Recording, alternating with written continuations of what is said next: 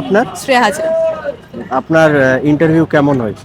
হ্যাঁ, হয়েছে, মোটামুটি হয়েছে। কি কি কোশ্চেন জিজ্ঞেস করেছেন? প্রথমেই আমাকে ডেমো দিতে বলা হয়েছিল, তো ডেমো দিয়েছি। আমি দিয়েছি কোন টপিকে দিলেন? গাছের খাবার তৈরি। গাছের খাবার তৈরি। আচ্ছা, কি কি বললেন? তো ওখান থেকেই কোয়েশ্চেন করছিল কিরকম? আলোক সংশ্লেষ রিলেটেড, যে কি কি রঞ্জক রয়েছে এগুলো। আর কিছু? হ্যাঁ, আর ওই এনইপি নিয়ে কোয়েশ্চেন করেছে। NEP? কিছু কিছু এনইপিতে কি কি চেঞ্জ হয়েছে কি না হয়েছে, ব্যাস। কত নম্বর টেবিলে ছিল আপনার? 6। 6 নম্বর। আর কোনো কোশ্চেন কিছু মনে আসছে? আমি অনেকক্ষণ বেরিয়েছি। আচ্ছা, ঠিক। নাম কি ম্যাডাম? শ্রাবণী সাধুকা। কোথা থেকে আসছেন? আমি হাওড়া সাকরাইল থেকে আসছি। আপনার ইন্টারভিউটা কেমন হলো? ভালো হয়েছে। কি কি কোশ্চেন করলেন ওনারা? আমাকে আমার পছন্দ মতো ডেমো দিতে বলেছিলেন, গাছের খাবার তৈরির ওপর আমি এই ডেমোটা দিই। আর আয়োডিনের অভাবে কি হয়, ওই থাইরয়েডের ব্যাপারে কিছু প্রশ্ন করেছিলেন। আর কলকাতার অবস্থানটা কোথায় গ্লোবে। আচ্ছা, গ্লোবে বলেছেন। আর কিছু? আর কিছু নয়।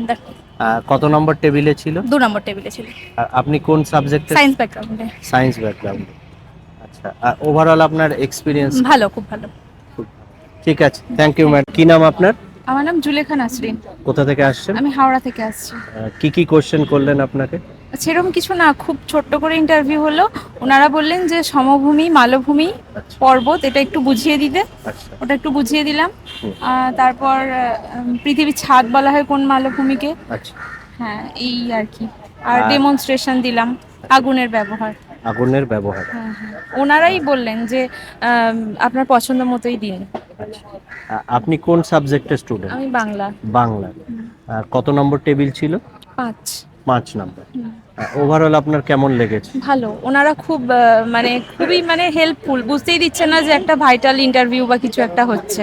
আচ্ছা। ওনারা যথেষ্টই খুব ইজিলি ইন্টারভিউ নিচ্ছেন। আচ্ছা, ঠিক আছে, খুব হেল্পফুল লাগলো। ঠিক আছে। আপনার? আমার নাম খুশি ধারা। হ্যাঁ। আমি আসছি হাওড়া জেলার বাগনান থেকে। আচ্ছা, ইন্টারভিউতে কি কি কোশ্চেন করেছে? ইন্টারভিউতে আমাকে প্রথমে ঢোকার পরে সহজপাঠ বইটা দিয়ে দেওয়া হয়েছিল, বলছে এখান থেকে যে কোনো একটা পড়াও। আমি হাট কবিতাটা পড়ালাম, 2 লাইন জাস্ট ওনারা দেখলেন। দেখার পরে ওনারা বললেন যে ঠিক আছে, বসে যাও, আর পড়াতে হবে না।